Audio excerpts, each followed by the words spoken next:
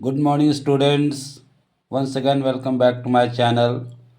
और आज हम लोग इस वीडियो में नीड के बारे में जानेंगे। Need as principal verb. इसके पहले वाले वीडियो में मैंने नीड का यूजेज बताया था, जो कि ऑक्सिलरी वर्ब के रूप में था। और आज ये जो वीडियो है, इसमें नीड को हम प्रिंसिपल वर्ब के रूप में कैसे यूज़ करते हैं, इसके बारे में जानेंगे। ठीक है, तो अगर चैनल पर नए हो तो सब्सक्राइब कर लो, बेल आइकन प्रेस करो। ठीक है, और नोटिफिकेशन पर जाओ ताकि मेरे सारे वीडियोज आप तक मिलता रहे, आप तक पहुंचता रहे। और वीडियो को लास्ट तक देखना ताकि अच्छे से समझ में आ जाए। स्किप मत करना, स्किप करोगे तो समझ में नहीं आएगा। ठीक है ना। तो ये बहुत ही इम्पोर्टेंट चीज़ है, बहुत ही इम्पोर्टेंट मॉडल्स है नीड। तो इसके बारे में आज हम लोग जानते हैं। देखो, need as principal verb. Need का मतलब क्या होता है? ज़रूरत, आवश्यकता। तो इसको प्रिंसिपल वर्ब के रूप में कैसे यूज करते हैं? और ये जो है नीड, इसको सेमी मॉडल्स भी कहा जाता है या मार्जिनल मॉडल वर्ब भी कहा जाता है। तो नीड को देखो हम प्रिंसिपल वर्ब के रूप में किस तरह से यूज़ करते हैं।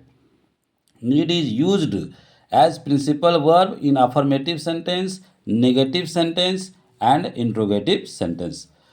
तो नीड को अफर्मेटिव सेंटेंस, नेगेटिव सेंटेंस और इंट्रोगेटिव सेंटेंस में हम यूज़ करते हैं प्रिंसिपल वर्ब के रूप में। अफर्मेटिव मतलब जिससे हाँ का पता चलता है, नेगेटिव जिससे ना, इंट्रोगेटिव जो क्वेश्चन वाला सेंटेंस होता है। और जब इसको ऑक्सिलरी वर्ब के रूप में यूज़ करते हैं तो अफर्मेटिव में ये यूज नहीं होता है, ये यूज होता है केवल नेगेटिव और इंट्रोगेटिव में। लेकिन जब इसको प्रिंसिपल वर्ब के रूप में यूज़ करेंगे तो ये अफर्मेटिव में भी यूज होगा, नेगेटिव में भी यूज़ होगा और इंट्रोगेटिव में भी यूज़ होगा। जैसे देखो, और जब ये प्रिंसिपल वर्ब के रूप में है तो इसका सारा फॉर्म चलेगा, जैसे need, needed, needed, needing, needs, according to the subject.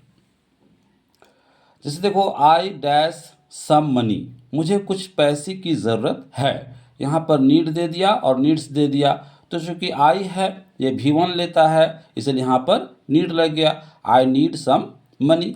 यहाँ पर अगर ही रहता तो नीड्स हो जाता। इसको सिंपल प्रेजेंट में अगर हम लिखेंगे तो, जैसे यहाँ देखो, सी डैश सम मनी, उसे कुछ पैसे की ज़रूरत है। तो नीड और नीड्स, यहाँ पर नीड्स हो जाएगा। जबकि मैंने ऑक्सिलरी वर्ब में क्या बताया था? ऑक्सिलरी वर्ब में हमारा सब्जेक्ट कुछ भी हो, नीड अपने ही फॉर्म में रहेगा, मतलब मेन फॉर्म में रहेगा। ठीक है।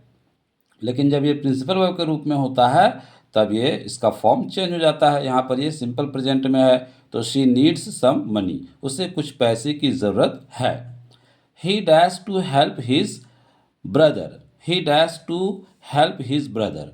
तो यहाँ पर he needs to help his brother. यहाँ पर जो नीड्स है वो किस रूप में है? प्रिंसिपल वर्ब के रूप में है। तो he needs to help his brother, उसे अपने भाई की सहायता करने की, मदद करने की ज़रूरत है। She dash not dash to go to market, she dash not dash to go to market. ठीक है ना। मैंने यहाँ पर दे दिया है डू, डज, नीड, नीड्स। तो she does not need, see यहाँ पर चूँकि ये डू तो लगेगा नहीं, अगर इसको सिंपल प्रेजेंट के रूप में लिखेंगे तो डू यहाँ नहीं लगेगा, जो कि सी है, तो यहाँ पर डज आ जाएगा। She does not need to go to market. और देखो, जब ये प्रिंसिपल वर्ब के रूप में रहेगा तो इसका कोई ना कोई ऑक्सिलरी वर्ब रहेगा, है ना। और उसके बाद जो है ये अपने अपने जो है प्रिंसिपल वर्ब के रूप में रहेगा। और इसके बाद आने वाला जो और कोई जो वर्ब होगा उसके पहले देखना टू लगा रहेगा। जैसे यहाँ भी देखो, हेल्प है तो टू लगा हुआ है। तो इस तरह से ये रहता है। She does not need to go to market, यहाँ पर डज लग जाएगा, यहाँ नीड, और इसके बाद आने वाला जो वर्ब है इसके पहले टू लगा हुआ है। तो ये सब थोड़ा इंडिकेशन है, इसको देखना है। ठीक है।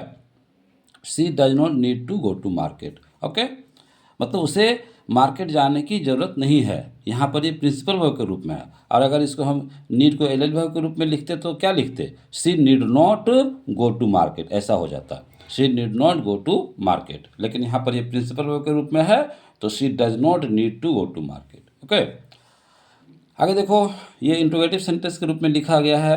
Dash he dash to go to school today. यहाँ पर क्या लग जाएगा? डीड भी लग सकता, जैसे डीड दिया, डू दिया, नीड है और नीड्स है। तो यहाँ पर ही के साथ डज लगता है। अगर इसको सिंपल प्रेजेंट में लिखते तो यहाँ पर डज नहीं लिखा हुआ है, डू तो आएगा नहीं, तो यहाँ पर डीड हो जाएगा। Did he go, did he need to go to school today, क्या आज उसको स्कूल जाने की ज़रूरत थी। यहाँ पर नीड हो जाएगा और यहाँ पर डिड हो जाएगा, क्योंकि इसको मैंने सिंपल पास्ट के रूप में लिखा है। और यहाँ पर अगर डज रहता तब डज लिख सकते थे, डिड भी आ जाएगा, लेकिन हमने ऑप्शन क्या कह दिया है, डिड डू नीड और नीड्स। तो यहाँ पर डिड हो जाएगा, क्योंकि डू तो होगा नहीं, डू लगता है किस में, जब हमारा सब्जेक्ट फर्स्ट पर्सन रहता है, आई वी यू ये सब रहता है, तो second I we you they और जितना भी प्लूरल नाउन है वो सब रहेगा तो डू लगेगा। तो यहाँ पर ही है, इसलिए यहाँ पर डीड आ गया। Did he need to go to school today, क्या आज उसको स्कूल जाने की ज़रूरत थी। तो ये हमारा क्या हो गया, नीड का यूज हो गया प्रिंसिपल वर्ब के रूप में। बहुत ही इंपॉर्टेंट टॉपिक है, इसको एकदम बिल्कुल अच्छे से देखना, और बहुत ही थोड़ा कन्फ्यूजिंग वाला है। 2-4 बार 5 बार पढ़ोगे, इसको देखोगे तो दिमाग में बैठ जाएगा। ठीक है, तो चलो ये समझ में आ गया होगा, और अगर पसंद आ गया हो तो बिल्कुल लाइक करो, कमेंट करो, शेयर करो, सब्सक्राइब कर लो। ओके, मिलता है अगले वीडियो में।